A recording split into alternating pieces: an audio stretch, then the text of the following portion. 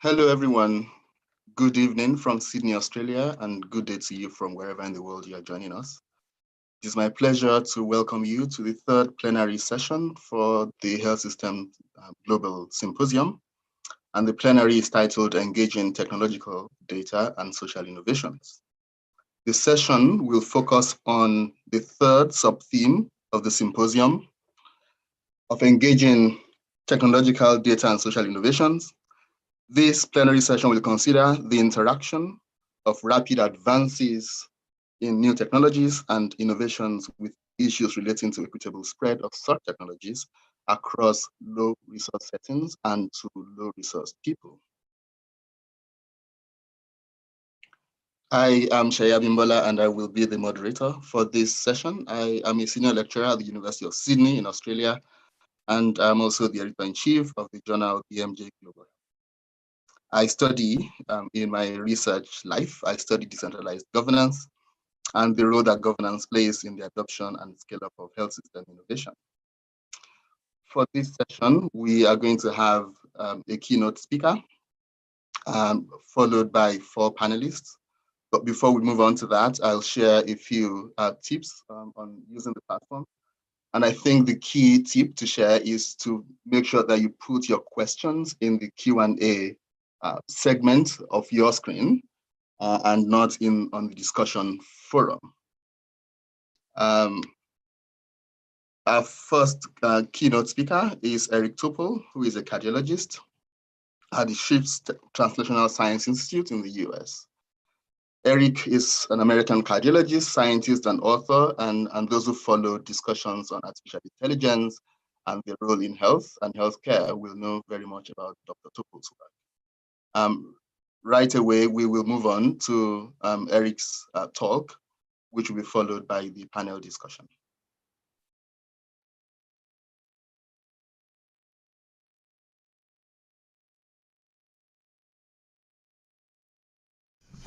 Hello, I'm Eric Topel, and I'm pleased to join the HSR 2020 6th Global Symposium on Health Systems Research.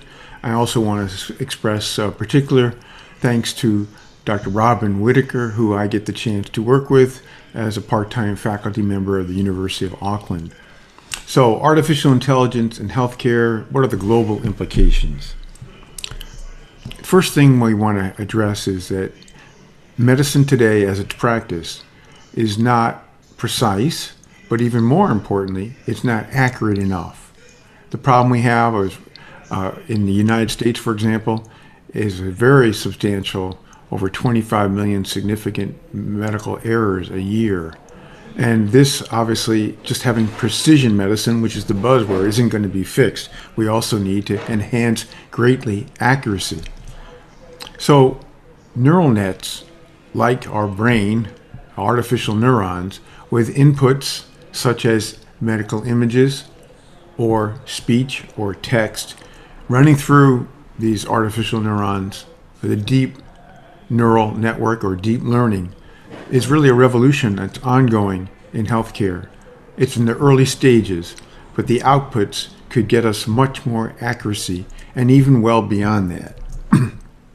Take, for example, a chest x-ray, where a radiologist looks at it and misses a key finding that's picked up by an algorithm, a neural network that's trained by hundreds of thousands of chest x-rays to find nodules that could be cancerous, which this one proved to be. Or take another example of mammography, which has a very high incidence of false positives and also false negatives, but that accuracy markedly improved in this very large study at New York University, where machines can pick up things that expert radiologists miss. Perhaps the best example I can give about algorithmic training using deep neural networks is the retina. This picture of the retina, if we were to show it to the world's leading retinal authorities and ask them if it comes from a man or a woman, the answer would be 50% right, 50% chance of getting it right. Whereas neural networks have been trained to have that accuracy of over 97%. Well, clearly, we don't need to use deep neural networks of the retina to determine a person's gender. There are better ways to do that, but what it leads to is the sense of how much we can learn that we missed from the informative pattern of a retinal picture or any scan or picture in medicine. This will allow us to track kidney disease, diabetes, blood pressure, the development and progression of Alzheimer's disease, and when to interrupt, for example, in the course of macular degeneration. There are promising studies in all of these areas, and that's just the retina, which is really a gateway to many parts of the functional human body. I've been a cardiologist for over 3 decades, and when I look at a cardiogram, which is one of the things I really enjoy to do, I can't tell whether it's from a man or a woman. Neural networks can. I can't tell if it's a person who has anemia, but certainly with hundreds of thousands of millions of cardiograms, that can be determined. What is the ejection fraction? Just looking at the 12-lead cardiogram. Or making difficult diagnoses, such as amyloid, hypertrophic cardiomyopathy, or pulmonary hypertension quite accurately. This ability for seeing things, that is, picking up things by machines that are missed by expert clinicians, is also seen in pathology, where you look at a slide, tells you machine algorithm, what is the basis of the tumor, does it have structural genomic variations, what is the driver mutation of this cancer, all these things that can't be done, which is extraordinary, that machine support can provide. So to sum up this process, as we get prospective, rigorous studies that validate all these things, every single walk of life of healthcare professionals will be altered. There isn't any exception. And here's an example of a colonoscopy. Gastroenterologists have been leading this space in many respects. And now with machine vision, this is from Japan, the ability to pick up polyps that are missed by the gastroenterologist with real-time machine vision, also determining whether that polyp is likely to be cancerous, requiring a biopsy or not. This is the sort of thing that you could do, which just a few years ago would be unimaginable. It's also something across the entire health span, whether it's be picking embryos that are viable, high quality, that are now being done for decades with lots of issues of errors and uncertainties, all the way through being able to provide an accurate prognosis for someone who enters the hospital, every step of the way across the health span. So this Dr. DeLeva's quote, "Machines will not replace physicians, but physicians using AI will soon replace those not using it," I think is apropos. We'll get into the global issues about that in just a moment. On the consumer patient side, it's important to note that we often talk about AI for doctors and nurses and clinicians, but equally important is the development of these tools to make patients more autonomous, doctor-less, being able to pick up data they generate with an algorithmic support to make the initial diagnosis. In this case, the first one in the United States was heart arrhythmias, atrial fibrillation from a smartwatch, getting FDA approval even a few years ago, and now many more are in the process, such as diagnosis of skin lesions for cancer or rashes or other skin abnormalities, or a urinary tract infection. You can get AI kits in pharmacies in the UK and other countries that will diagnose whether or not you have a urinary tract infection, and this is highly accurate. So ultimately, the individual, through this sort of natural progression, will have all their data processed and fed back to them to hopefully prevent an illness they were high risk to eventually manifest, or better manage a condition they already have that's chronic. That's where we're headed over the long term. And this is software. This is requiring not just deep learning models, but hybrid models. It will take time to get there, but we will get there. And this should be, for those who are interested, and also to share it with clinicians, a very valuable support mechanism. The AI tool that I have become very enamored by is smartphone ultrasound, because ultimately that can be transformative around the world, and it already has in some cases. This is the device I use the most with every patient I see in cardiology, the smartphone ultrasound. The probe is connected to the base of the smartphone, and immediately, with a little gel on the probe, imaging can start. And this is the heart, and you can see everything of the heart in seconds and share it directly with the patient. The strength of the heart muscle, the thickness of the heart muscle, the size of the cavities, chambers, the valves, and you can even see whether the valve is leaking. How severe is the leak? All within seconds, in different views. And so this led me to want to take pictures of medical self in my entire body. Here are the carotids, the sinuses, the thyroid, liver, kidney, gallbladder, iliac artery, spleen, aorta, inferior vena cava, popliteal fossa, even my left foot, all within minutes. This is a very powerful tool. And what's more impressive is that now with AI, it can be guided with a person who doesn't even know how to do the images, where it will, once put on the body in the general vicinity, it will instruct the person to move the probe counterclockwise or clockwise, up or down, and get images and get the labeling of the images and interpretation, providing the ejection fraction, the size of the chambers, all with AI, so that anyone eventually will be able to use this on virtually any part of their body except the brain with a smartphone. And that's a pretty exciting direction. That's why you see in places like Africa and India the ability to use smartphone ultrasound to diagnose pneumonia and other conditions. That's just getting started now. But this is an example of a global impact with the use of AI tools and digital medicine. But there are downsides, of course. The privacy issues have to be addressed. We have to come up with ways to ensure fairness and not worsen inequities, but in fact reduce inequities, which it has the power to provide. So this is an area that is tremendously important, which is to make sure that this two-edged sword of improving accuracy and giving more autonomy, leveling the earth in terms of many capabilities on the planet, is not compromised by all these potential downsides. 12 different algorithms of racial bias were reviewed in this June New England Journal study paper.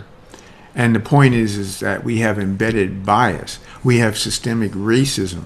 And we can't expect the algorithms to fix that, but we need to be totally aware and preempt that when these deep learning, deep neural networks are developed. This is a critical matter because otherwise we just carry over the biases that we have into the development of AI algorithms.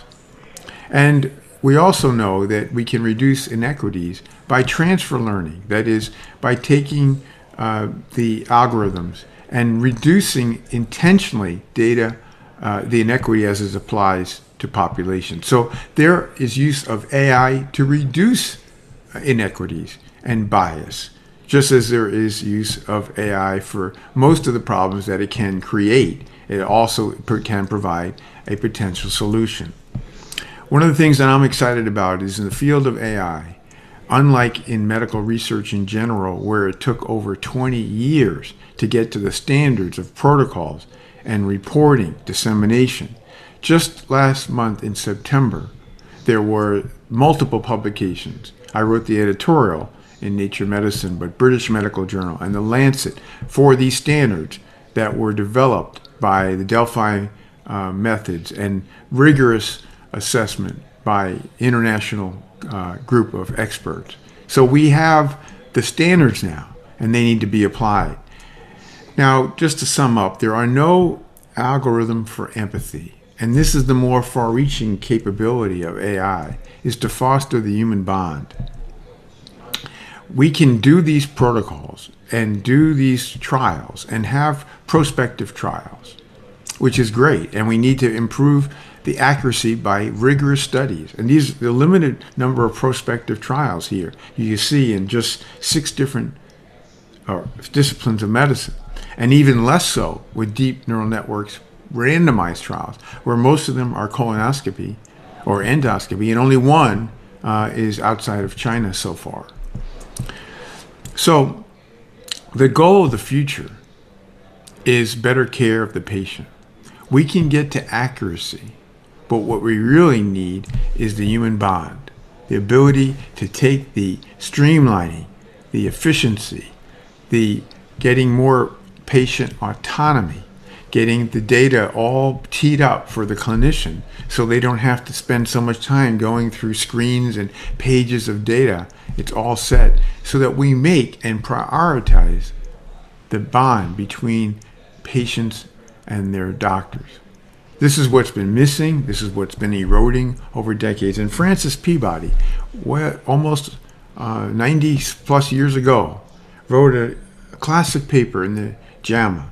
And it's a 6-page paper, which I strongly recommend, if you haven't read it, to read it. And the conclusion is one of the essential qualities of the clinician is interest in humanity. For the secret of the care of the patient is in caring for the patient. So I want to leave you with this, that the greatest gift we can do with AI worldwide is to restore the precious patient-clinician relationship.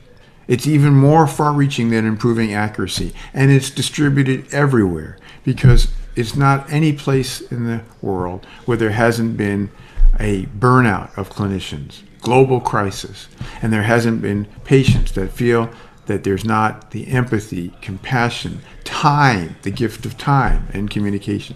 So hopefully we'll see that in the future.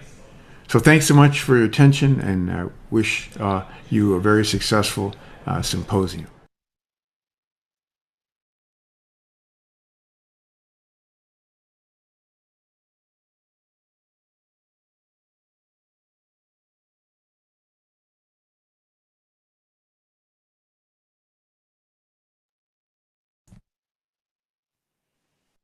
So now that we've listened to the keynote speaker, Eric Topel, we will now move on to the panel discussion. And first, we will hear from our 4 panelists, Dr. Claudia Hagilari, who is the director of the Global eHealth Program at the University of Edinburgh and co-lead of the NHS Digital Academy. She's also an advisor in digital health ethics for the Scottish Government and a member of the WHO roster of experts in digital health.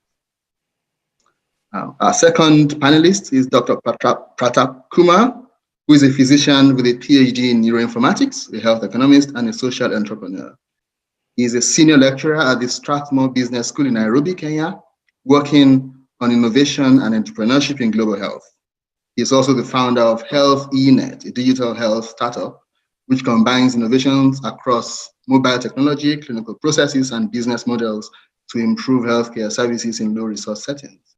He is currently the PI of an NIH grant under the Blood Safe program, exploring innovative approaches to improve access to safe blood in Africa.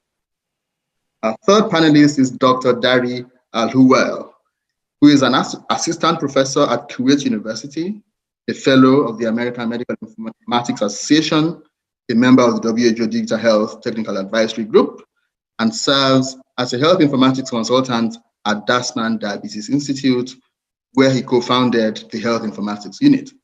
His research involves examining digital health adoption, consumer engagement, and empowerment. And our fourth and last panelist is Dr. Robin Whitaker, who is a public health physician and associate professor at the National Institute for Health Innovation, University of Auckland, New Zealand. Robin is a clinical director of innovation at a local health service. Her research involves the development and evaluation of health interventions in New Zealand, the Pacific region, and supporting the WHO globally. So now we will start by listening first to Dr. Claudia Pagliari, our first panelist. Thank you very much. I enjoyed listening to Dr. Topel's presentation, and we are in this panel considering these issues around AI in reflection of his presentation and also our views on the low and middle income country context and other types of low resource settings. But more generally, I'd like to comment first of all on the concept of AI. The term is used a great deal nowadays. There is almost an evangelism and magical thinking around AI. It's often being applied to many things that are not in fact AI. They are other types of data processing and other types of robotic process automation, for example. And I think we need to be very clear about this in our conversations moving forward about what is going to be helpful or otherwise. It's really important to separate the methods of AI from the applications. So the methodologies are the different forms of data mining and processing, some using artificial neural network methods and deep learning. And those are separate from the tools that it might yield. For example, a self-learning diagnostic tool, for example, that is it's constantly learning from the data inputs and outputs, as opposed to perhaps a chatbot, which is based on a more simple algorithm, question answering service, for example. So this is important that we move towards a consensus on a classification system to inform our discussions moving forward.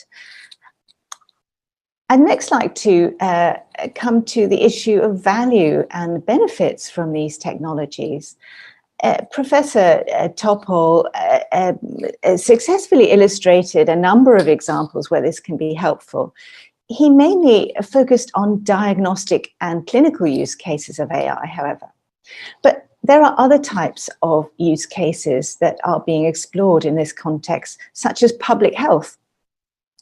And the value proposition for these will vary. It's likely that the different types of data are being used for at different levels of scale, for example, to inform algorithms. The purposes of artificial intelligence applications may be slightly different. They may be predicting things for populations, not just for individual patients. And this has a number of implications. Related to this, I'd like to examine, or I think we should examine, how the benefits of AI are being framed by different players in this landscape. As I said, it's a very popular topic at the moment. There's a great deal of investment going into it. And the benefits are being framed slightly differently by technologists, researchers, biomedical businesses, clinical experts, and governments, as I mentioned, public health agencies, for example. Professor Topel also acknowledged that AI has potential to introduce or exacerbate biases and inequalities, as well as to reduce them. And this brings us to the questions of value and ethics when it comes to these technologies. He's correct about those biases, and some of those are intentional biases. Some of them are biases resulting from data. For example, he pointed to a retinal screening example, I believe. We certainly, he also referred to the fact that in some countries there may be entrenched racism that is finding its way into algorithms. On the other hand, we are seeing data-driven biases. For example, chatbots, which will produce a different output for men and for women using the same input, the same symptoms. And in these cases, we often are able to trace that back to the research evidence that is informing the data, which is driving the algorithm. So we really need to unpack this and recognize that these are data-driven problems to some extent. And in low and middle income countries, poor data quality is a major issue. And likewise, that's the case even in high income countries. So this will be a challenge going forward if we want to produce sufficiently precise and useful AI tools for diagnosis or for other aspects of care. On the concept of ethics, though, there are a number of other ethical challenges which Professor Topel didn't touch on, although I'm sure he's aware of them. And these include, well, one of the most important ones is the power differentials in the control of these technologies. Who is in charge? Who is applying these things? Who has the power to distribute them to different countries? Who is making the decisions about what goes into them? Who is able to use the outputs from them? There are also, great deal of variations, as I said, in how these things are applied, which have other implications. It's important to consider how responsible the users of predictive insights are as well, because when we have AI and we're able to predict things, are we going to be in a position where the clinician or indeed some technology company knows more about your health future than you do? Are they going to share that with you? Or could they potentially share that with an insurance company, for example, which could minimize your care or bounce you from their lists, for example? So these are ethical issues we are still to fully engage with. Professor Topel describes a world of enlightened, empathic, patient-centered clinicians. And this is very important. We can, indeed, as he said, maybe release time for clinicians to concentrate on that human bond, as he mentioned it. However, I've already noted the actors in medical AI are far more diverse than this. And indeed, decisions about how to deploy AI can reflect political considerations or vested interests, such as rationing care or selling more drugs. It's true, though, that automating some of these administrative screening and diagnostic processes can leave clinicians potentially less stressed and freer to concentrate on their patient relationships. But we do know from other types of automation that it can simply increase throughput. So you may not have as much time to spend with your patient. You may be just getting more of them. It can also has potential to de-skill professions or replace staff. This is why we need responsible managers. They're often neglected in discussions about health informatics. We need responsible managers to recognize the value of empathic human contact time. For example, a previous research in telehealth care suggests that while technology may give the illusion that care can be provided by any eligible doctor with the right skills in a practice, actually by distributing it in this random way, you may lose the value of continuity of care, which has this human bond and also is able to rely on stored memory. The world, as we know, isn't as global as we would like it to be. Global implies that we are all doing things in a similar way, that there is this joint sort of sharing of knowledge and skills and capacity. But we know life isn't like that, sadly. It's nice to imagine a future in which technologies like AI have started to iron out global and national inequalities through automation and augmentation of services. And certainly some good examples are emerging.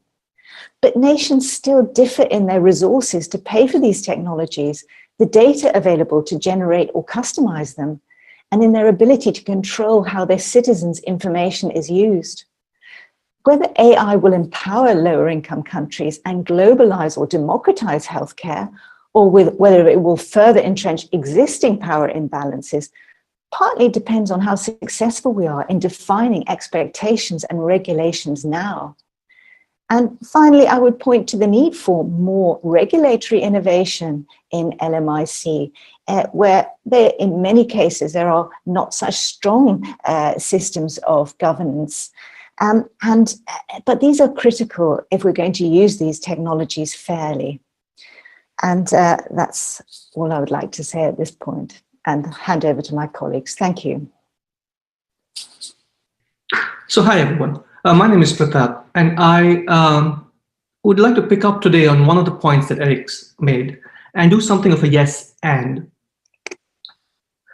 And so the technology, or the part of the talk I'd like to pick up on, is mobile ultrasound technology that Eric highlighted as potentially being transformative across the globe. The context in Africa is clearly that there are very few doctors and skilled medical professionals. And so we've been using this technology of mobile ultrasound to overcome these challenges. And so from this specific experience, I'd like to make 3 points. First, that AI needs to work not just with physicians, but many other cadres. Second is there's not just the AI that needs to be developed, but many other processes around the AI itself. And lastly, I'd like to highlight one big downside of this technology that we should all be concerned about. So the largest cadre of healthcare professionals in Africa is nurses. So we've been training nurses to use these mobile probes. And the training lasts about a month. They then visit a primary health center where antenatal care is delivered close to where women live. Scans done by nurses are shared with a sonographer who receives a link to the scan, reviews the images, and provides a report that goes back to the nurse and back to the pregnant woman by a simple SMS. So this is broadly how it works. This is the scan being done by the nurse on a browser, on a tablet. The sonographer clicks on a link received by SMS, and accesses a browser-based reporting tool. And then this is the report that gets sent back to the patient, to the pregnant woman, also by SMS. So we've done over 2,000 scans to date. And you can see how we've been scanning throughout the pandemic, barring one lockdown month of April. The modal time to scan by a nurse is about 40 minutes. The modal reporting time is about 3 hours. We can tell a lot about the pregnancy from these scans, but we can also tell about how well nurses are performing on these scans with respect to what sonographers and other experienced professionals expect. So from this use of mobile ultrasound, on the left is a rough list of different people involved and their goals. And on the right, some possible uses of AI to achieve these goals. So for example, we can use AI to help improve how nurses or even lay people get images, pick up images on ultrasound. We could use AI to automatically detect fetal parameters, to make reporting faster and more accurate. We could use AI to flag potential complications missed by a nurse or sonographer and highlight this to a radiologist. We could combine imaging data with other antenatal care information to predict risk in pregnancy. We could combine this information with resource availability for better referral. But the point I'd like to make is that each of these are distinct algorithms which will need to be developed and will need to work with and for different people. So here are some of the key takeaways. So the first is that for AI to impact global health, it needs to be inclusive, right? But this will require a lot of work. Second, it's not just algorithms that need to be developed, but also clinical workflows and business models that are effective and sustainable. And this will only happen if there are more local actors involved. And to put it bluntly, an algorithm developed in Silicon Valley will only have an impact in global health if it works with and for local systems, and entrepreneurs are probably best placed to make this happen. And third, the best algorithms for Kenya, for example, are going to be built on data from Kenya. And I think we should all be committing to something like this. So the last point I'd like to make is about a downside of widespread use of ultrasound that is in plain view. So we're moving rapidly from ultrasounds that look like this on the left to a probe that fits in one pocket, a monitor that fits in the other pocket, and AI that lives in the ether. And we know what happened when or with widespread use of these big machines. And the main weapon to counter misuse of ultrasound has been regulation. And this is not going to work with a probe that fits in one pocket and AI that allows almost anyone to determine fetal sex. So as a community, the question is, what are we going to do? So thank you. I'm going to leave it there and look forward to great discussion. Great. I'm humbled and honored to be amongst a great group of panelists. Hopefully you can all see my screen and my slides clearly. But, having to talk about, AI and global health is such an exciting topic, especially nowadays. And trying to follow up on the great talk by Professor Topel and, the great colleagues that preceded me, let me try to decipher some of this, at least in my humble point of view.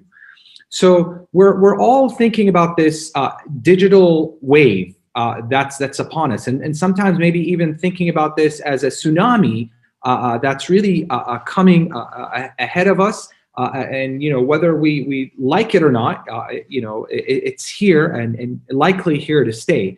But I think as some of my colleagues earlier alluded to, I think training the workforce on how to best leverage AI, especially in low and middle income countries, I think is very important, whether that's on the job training or looking at integrating some of these tools, technologies, and techniques like AI into our curriculums. So I'll give you a very humble example. In the Gulf Cooperation Council, the GCC, where I'm from, if you look at the number of programs, academic programs or higher education programs that have components of digital health integrated in them, they're going to find them very few.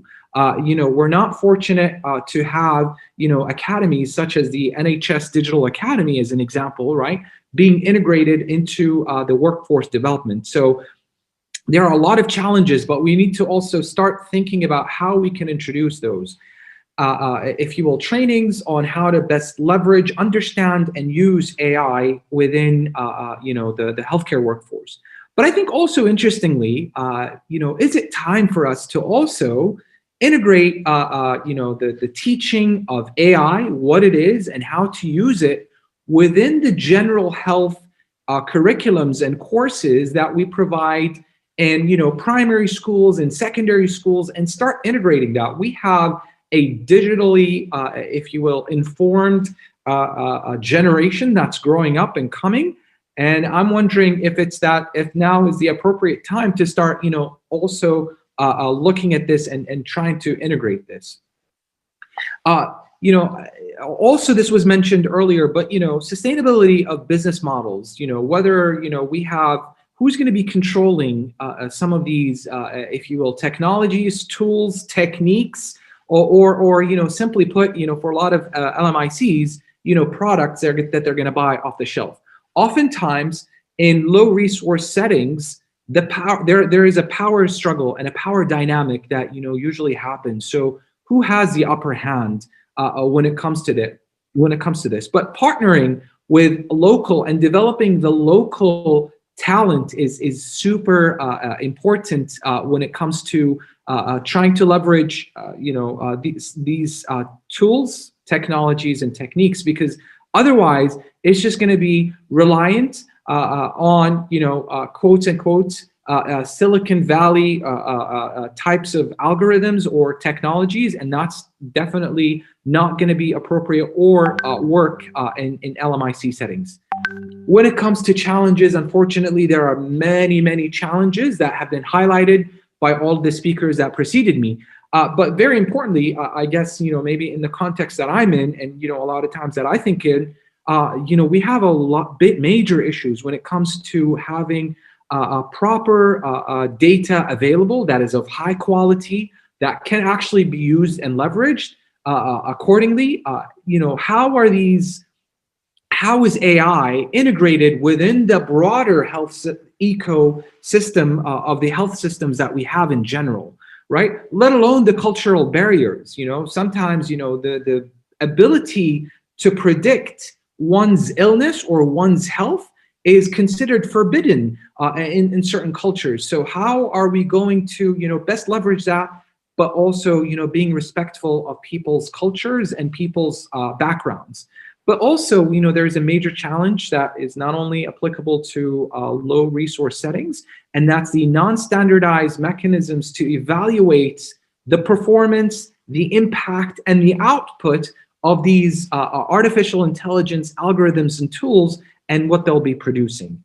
And I'll leave you with this quote here that I believe in, that technology and digital tools are only enablers for safer and higher quality of care. Co-creation of these tools must be from consumers and frontline staff from all levels, and that's from within the context and from within the culture. Thank you.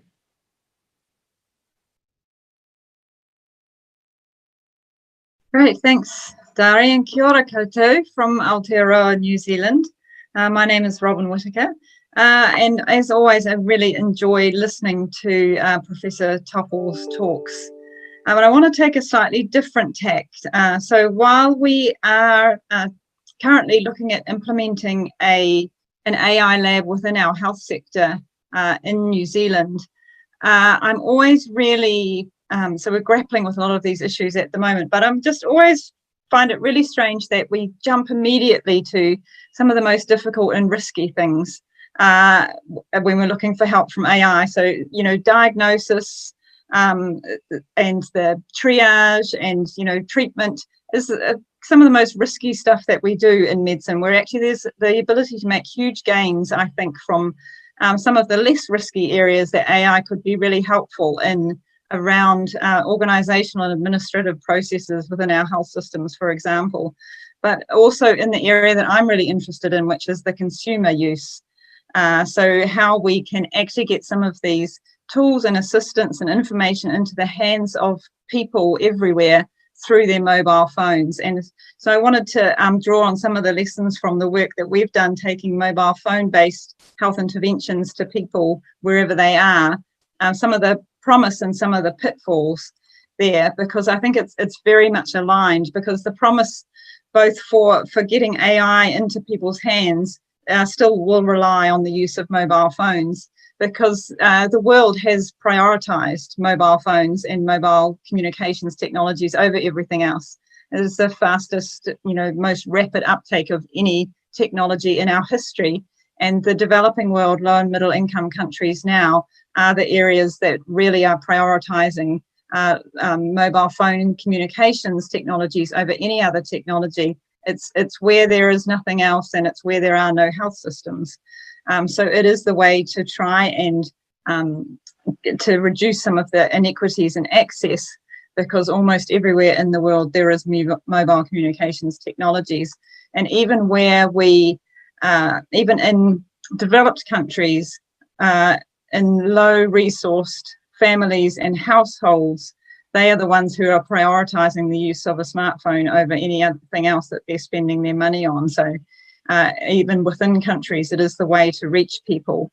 And it works really well. We have really good evidence that we can reach people through mobile phones to work on, as Eric said, to go into the areas of prevention and self-management of long-term conditions. That this is the way that we're going to do it. And it is being used at the moment for all those reasons, to reach into populations that don't currently have good access, to make things more accessible, and also to put people at the centre, put them in control of their own healthcare. But what we've learned is that that was the promise, there are a whole lot of pitfalls, and the pitfalls are really in the long-term implementation. So while the promise is definitely there, we come across these issues all the time when we're trying to implement in low and middle income countries, and in low resource settings. So I've been involved in trying to implement mHealth in a lot of different places around the world, and these are some of the issues that we continually come up against, and they're no different, with AI and with different types of technologies. There are always going to be issues around who's going to pay for this. technology. It's not just the access, actually, it's also the confidence in using technologies. So we find that within the population, there are groups who just don't have the confidence or the digital literacy to use a lot of these tools, and we need to do quite a lot of work around that. But things get out of date very quickly as well, and we need to make sure that they are kept up to date. So often when we're going into somewhere that's not our country and implementing something new, a new technology, then the people who have implemented it will leave, and the content is not kept up to date, and that gets out of date very quickly. And we've often come across this issue of actually what we've ended up doing is putting a burden on the providers in that country that they can't actually live up to, because they haven't had the capability and the capacity to actually look after that technology if they haven't been involved in developing it from the very beginning. And so one of the biggest issues that we've all talked about is it not getting to the right people and actually increasing the gap and the inequities. And even some of the very simple technologies, we find that that in different contexts it can be a crowded space for a different reason. So, for example, in a lot of these countries, it's quite allowable to send spam by mobile phones, and then all of a sudden, what you can send by mobile phone is crowded out by a whole lot of advertising. And it doesn't make your health programs stand out. I guess, so these are kind of some of our key takeaways around successful implementation that are really just headings that could apply to anything. But these are some of the key takeaways for us, that we need to have the evidence. And of course, with AI, this is only just building.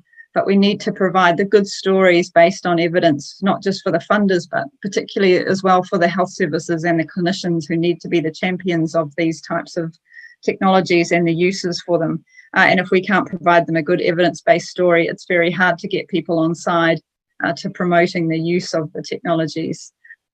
We have to have the locals, we have to have the right people in the room from the beginning. And this has been a really good lesson from the WHO and their mHealth toolkits have very good description of who are all the right stakeholders, and they're very good at not actually starting until they're quite sure that they've got all the right people in the room from the very beginning.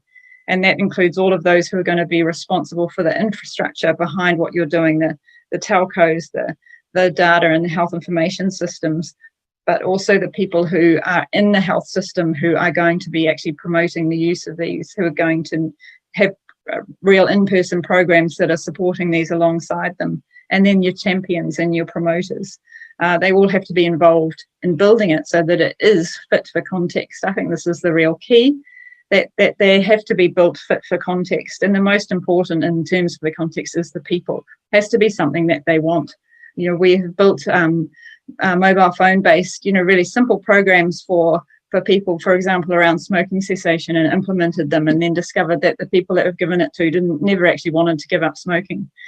So we've got to build what people want, and it has to be relevant for them. It's quite an involved process that we go through to culturally adapt something for another context, and that includes how they use the technology in their culture, their relationship with their technology, as well as the actual content and what's in there.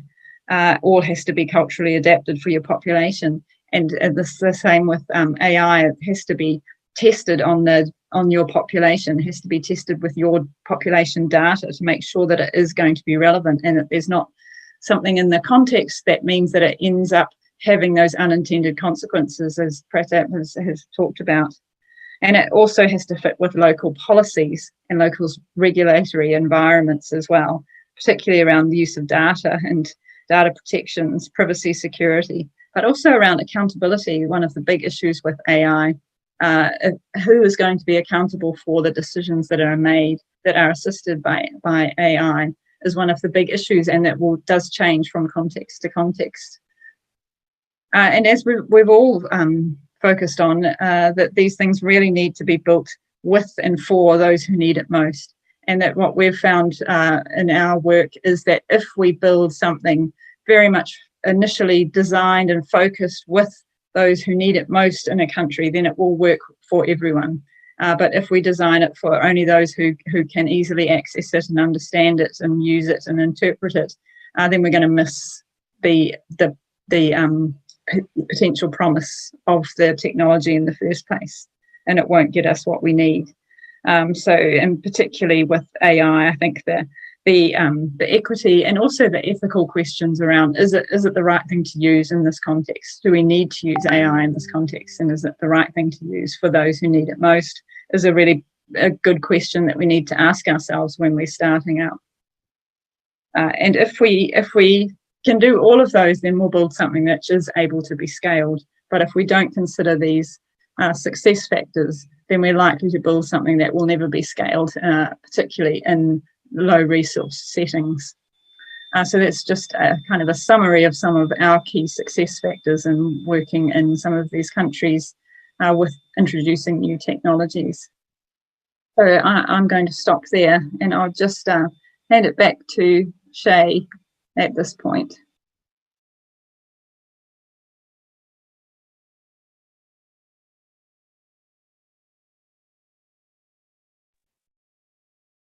Great. Thank you very much to our panelists and to the keynote speaker.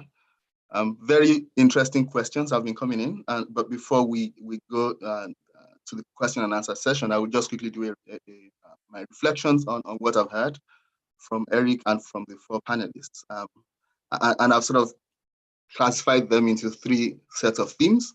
The first one is that there's a sense of inevitability to these innovations, AI or whatever else, that they come and they come with a certain kind of force. And whether we like it or not, they're going to spread, they're going to be used. And the question is, how do we use them deliberately? How do we do that with careful thought? It's going to be a big question. The second theme that I picked up from the discussion so far is the sense that technological innovations come with their own logic, and they are going to govern our lives. And our efforts to govern them will butt heads with their insistence on governing us. And again, the question there is, how can we be careful and deliberate in how we go about using and adopting and scaling them up? And the third theme that I've picked up is this sense that these innovations will not solve our most fundamental social problems. That they, in fact, if anything, they're likely to exacerbate them. So they will solve some problems, but they will likely not solve the biggest problems. And for me, the big question with the tension is, to what extent do we need to match our thinking about these innovations very carefully and from the start with thinking about accompanying social innovations, right? So that we're thinking of adopting AI, we would adopt it, for example, without this particular set of innovations that will match them. Otherwise, again, we're likely going to run into these issues that have been raised so far. So altogether, very positive, I think, and very promising, but as with everything new, requires careful thought and deliberate steps. And I'll just throw one set of questions to the panelists, and I'll give them 1 minute and 30 seconds each to answer them. And this question is, what social innovation will you insist on before adopting and scaling up AI technology or any other technology that you want to talk about? So I'll start again with Claudia, and we'll go around. Thank you. What social innovation would I insist on? I think one place to start is giving patients more power and control over their own information or the information about them. Because following the principle of nothing about me without me is really important here.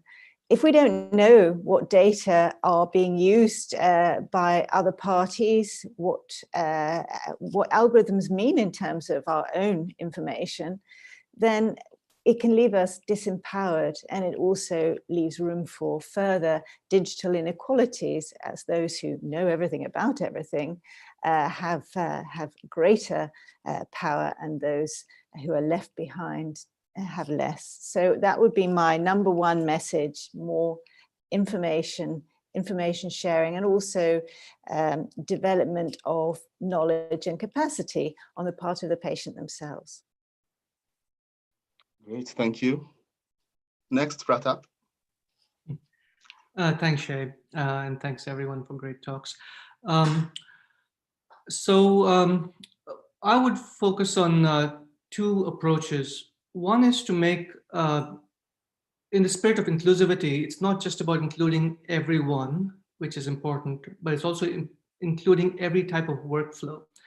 And what I've been championing for the last few years is the idea that paper is really important and needs to come into the digital health space. So we can't ignore workflows and processes that happen using paper.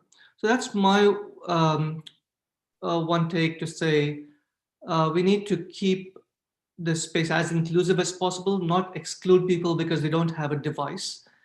And paper happens to be one of those levelers. Everybody uses it. So let's try and bring that as much as possible without trying to say paperless is the only way to go. And the corollary to that is that it should work with everyone with their own capacities and their own abilities and their infrastructure.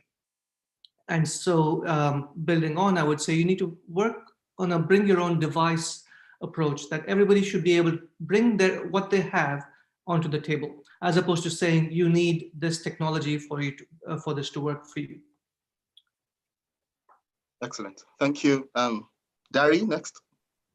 Thank you for this great discussions, and I don't know if it's easier for me because the previous panelists already laid the ground.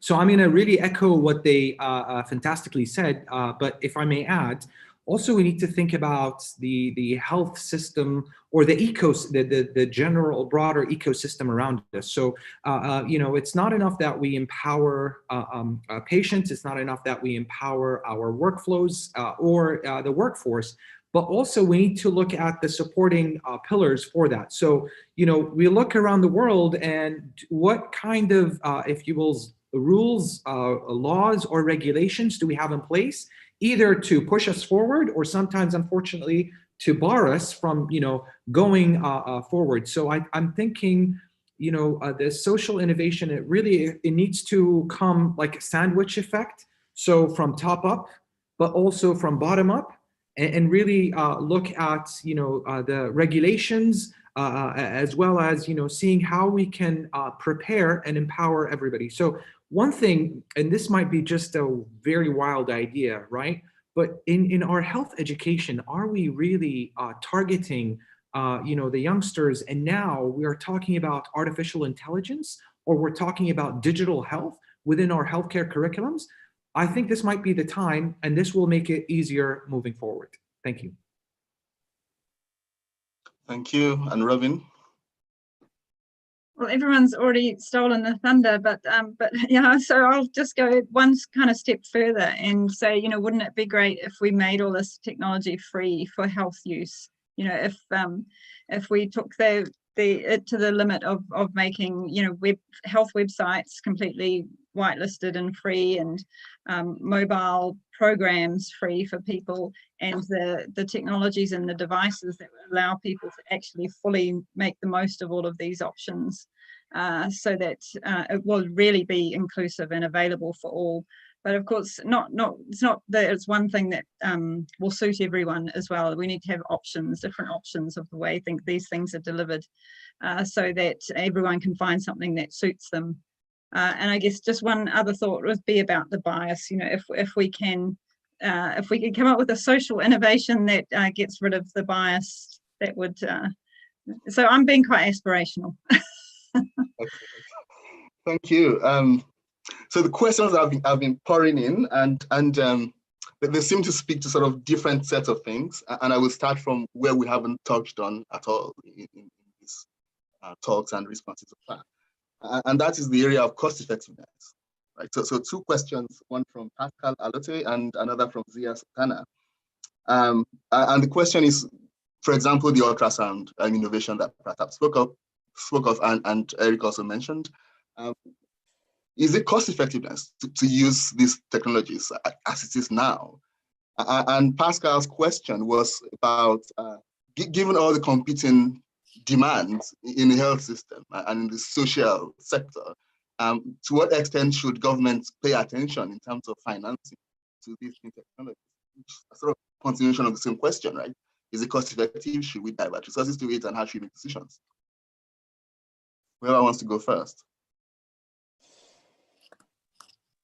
I can come in there if you like. I think it depends on where you're sitting and at what stage of development your country is, or your health system is, and your technology sector, in fact.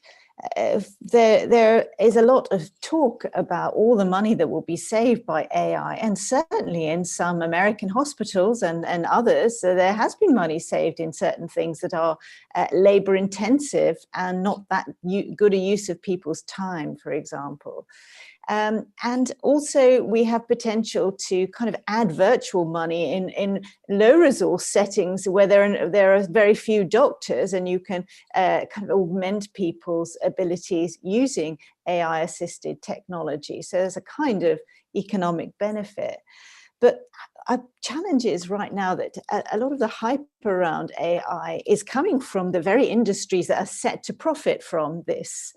And we need to be very careful when we're evaluating those arguments that we are not simply buying into this vision that may not actually serve us as well as it serves them. So I think that would be an important question to raise. And finally, just to point out that in high resource countries, there's a huge amount of investment going in from governments as well in developing all of this, to such an extent that some analysts have said, hang on a minute, maybe you should be spending some of that money on basic healthcare rather than cutting back services. So we face constant dilemmas. And yes, maybe in the future, we will have a much more cost-effective outcomes.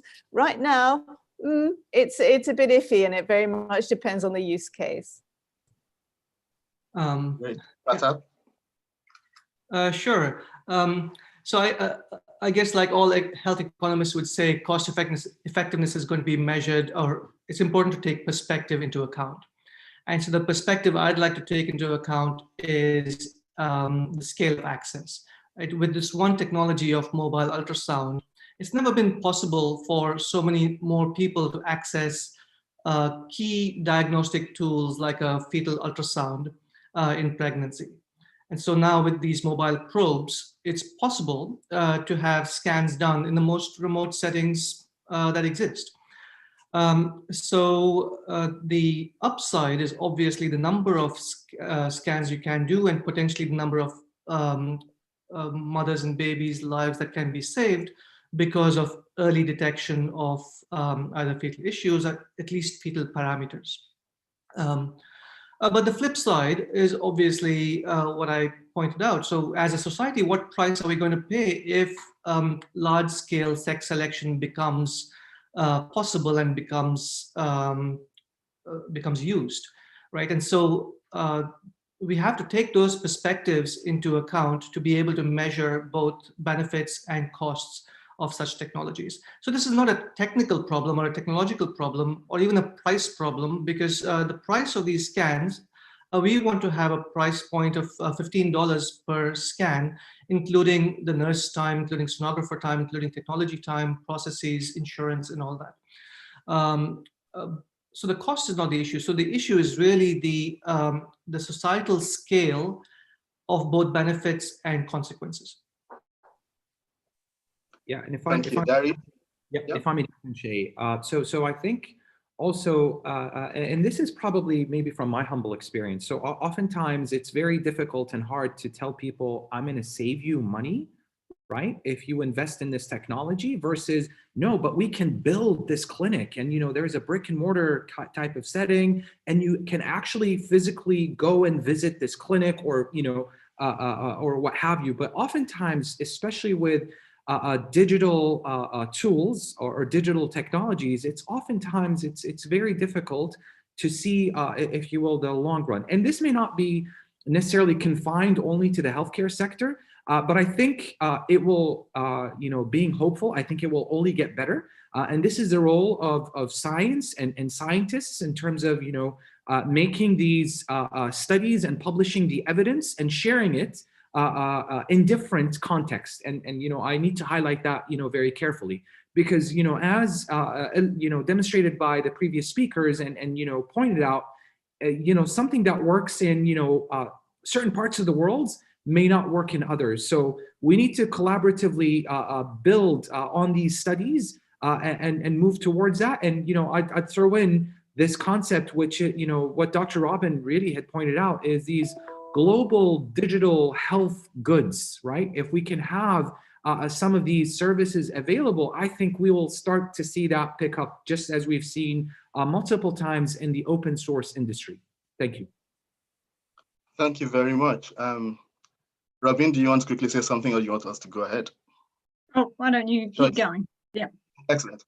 So the next set of questions speak to governance issues, right? So the first one is about cost effectiveness, second one is about governance, and different questions from different angles, which are really very interesting. So Helen Schneider talked about how, to what extent should we rely on Silicon Valley, big technological companies, where regulatory control and data ownership is not in the hands of individual countries, even less individual users. Right? So question about how do you govern that process. Another question from Sana Contractor, who's reflecting on the situation in India, was talking about, are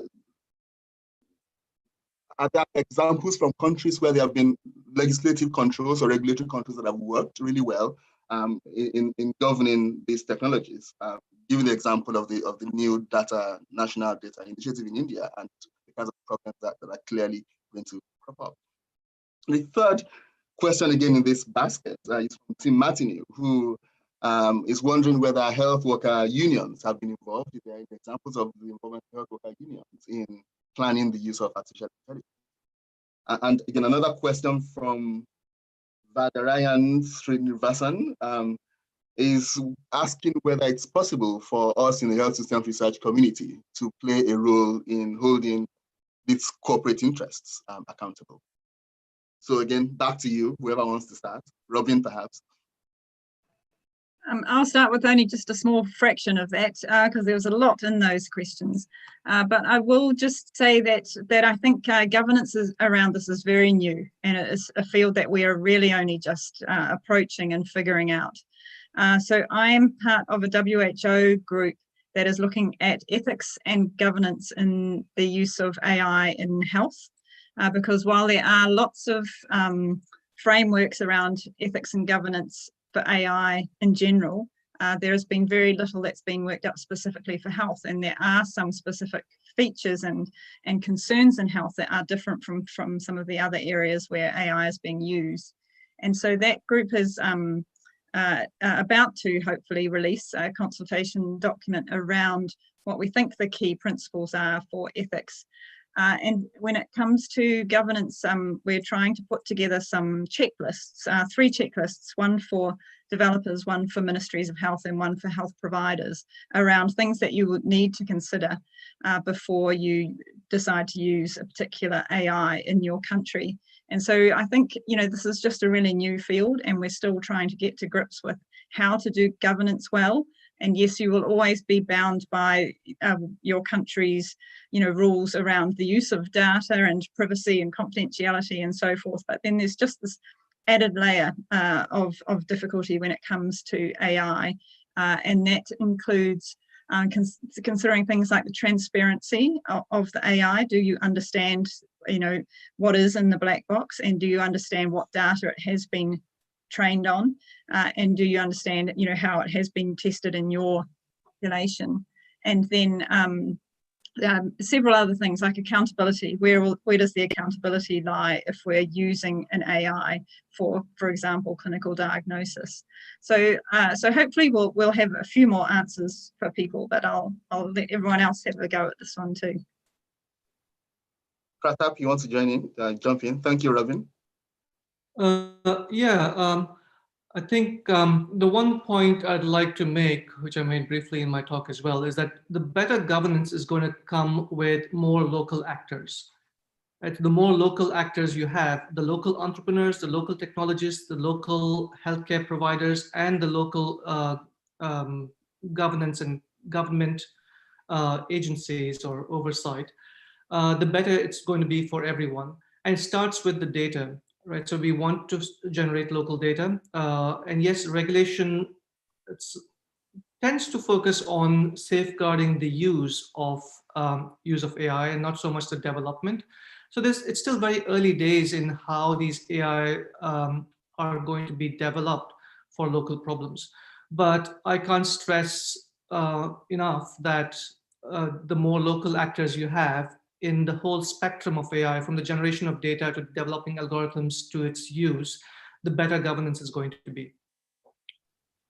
And I'm going to jump in and just say also that there's always going to be this tension, right? Because as innovators, and innovation does not necessarily, cannot be constrained or confined with all these rules and regulations or whatnot, right?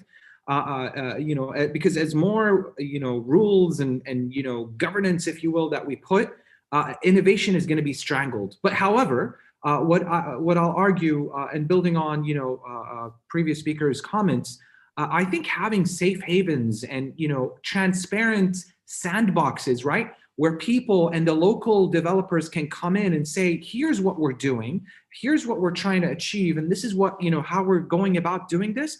I think having that local transparent dialogue could be the solution, but there's always going to be that tension, right, between trying to govern too much or letting things loose and thinking outside the box. Thanks.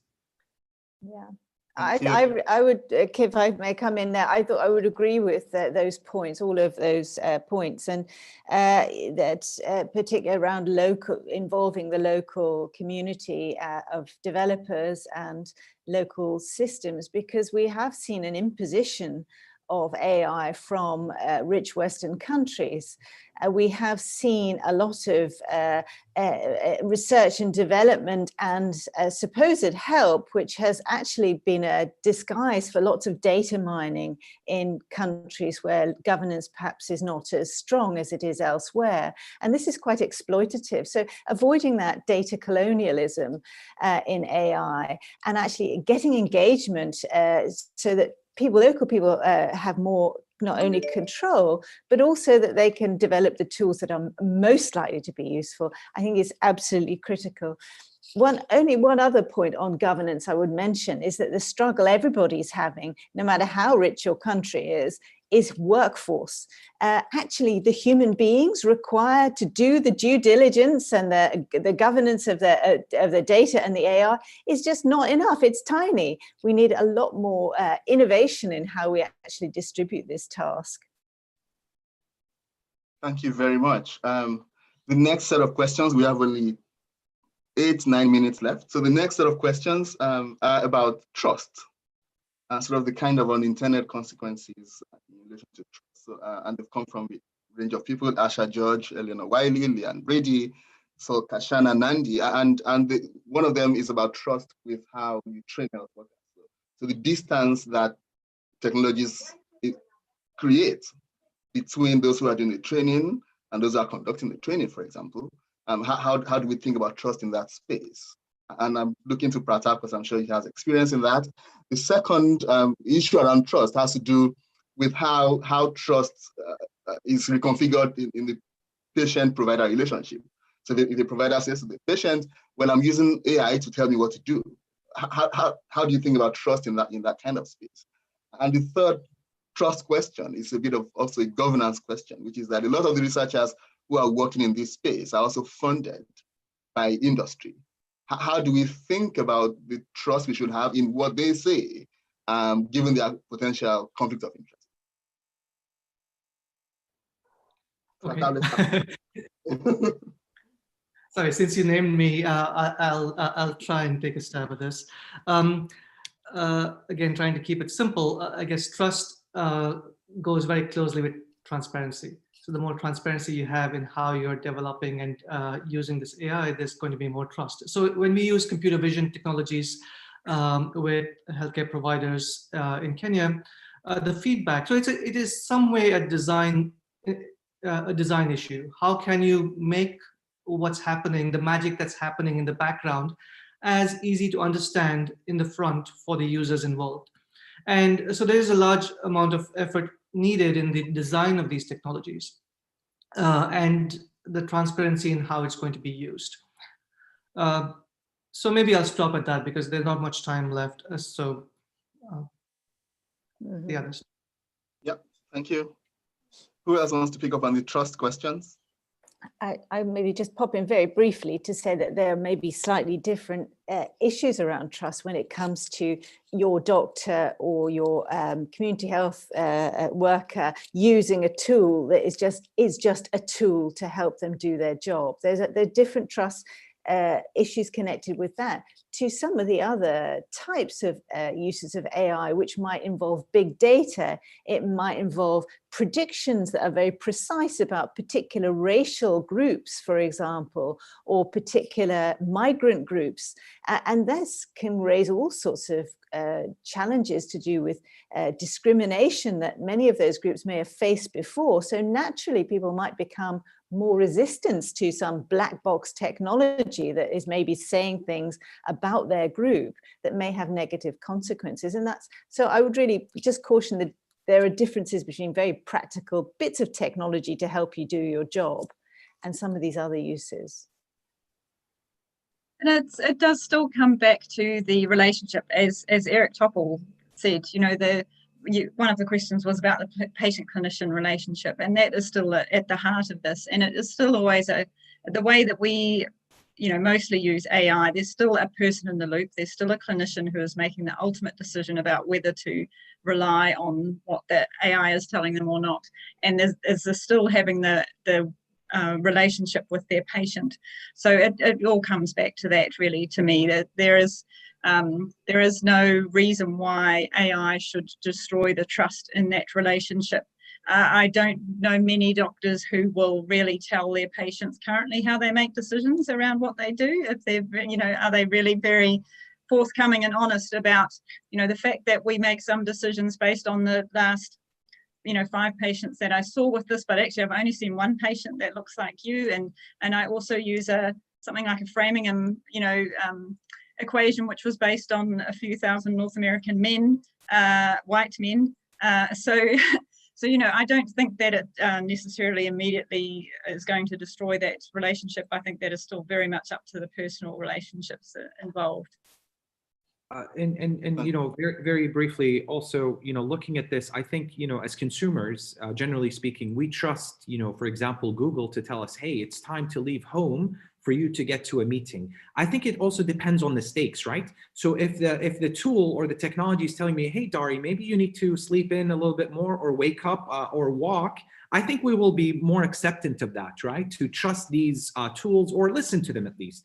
But if these tools are telling us, Dari, in like 2 years' time, you're going to develop diabetes, or God forbid, in certain circumstances, like, we're going to decide this person lives or this person dies. I think it really depends on the stakes and how we're going to interpret, if you will, these results and, sort of internalize them, whether we accept them or not. But I think it is with time and depending on the stake, I think this is where we either trust or not trust the technology. Thanks. Thank you. We have 2 more minutes, but in 1 minute, I will try to also acknowledge some other questions that I think are very important to talk about. So one from Asha George and another from Binta Adikari. And they're both speaking to the future or to what else we might be doing with AI. So for example, Asha was talking about how we might use AI to streamline management systems, finance systems, to monitor finance flows, and perhaps the consequences of that for accountability, for corruption, etc.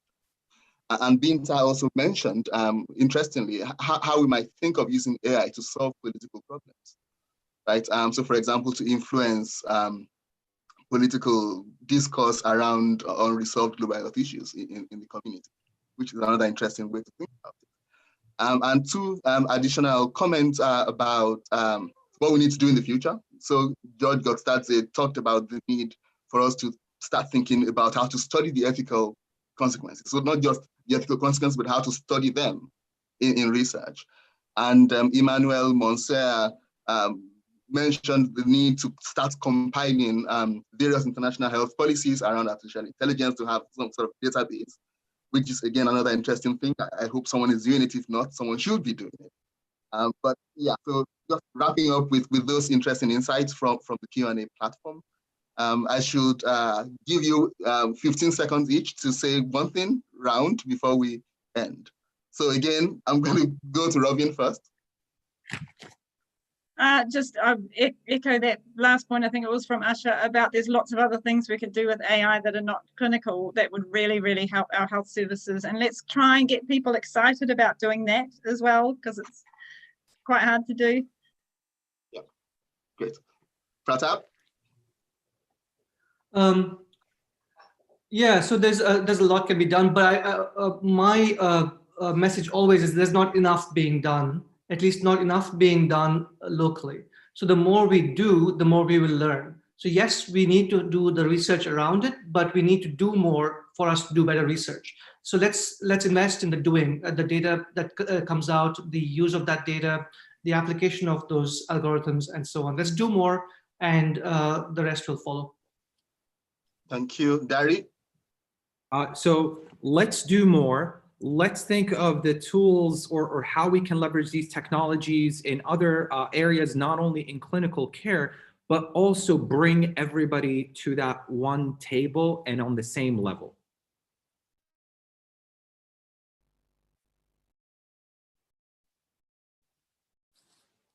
Thank you. Claudia? I would agree with the point about utilizing these technologies for administrative purposes. They often are undervalued in health informatics, and yet they have capacity to make the biggest financial difference to organizations. And also are generally less ethically problematic. And therefore, I think this is a real important area.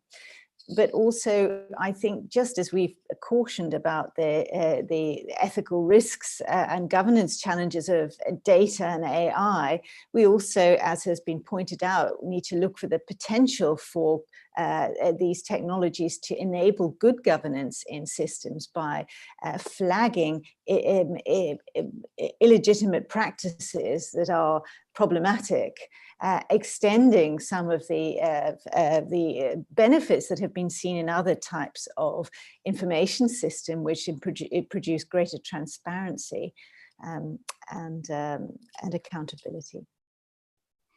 Thank you very much to all of you once again, and thanks to Eric who gave the keynote, and thanks for the participants who sent in very, very interesting and important and pressing questions.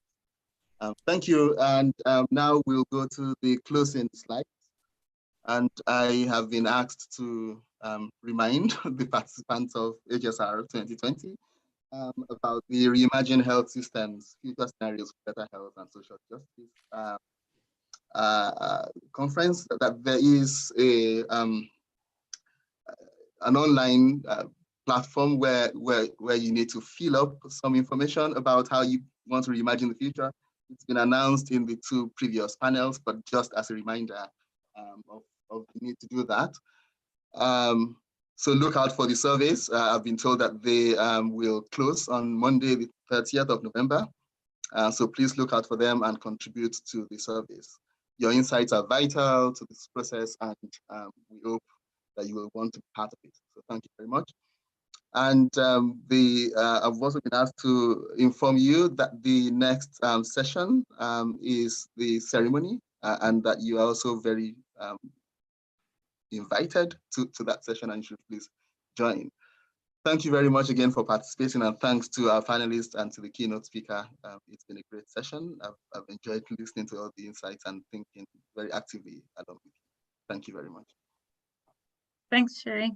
Thank you. Bye-bye. Goodbye. Bye.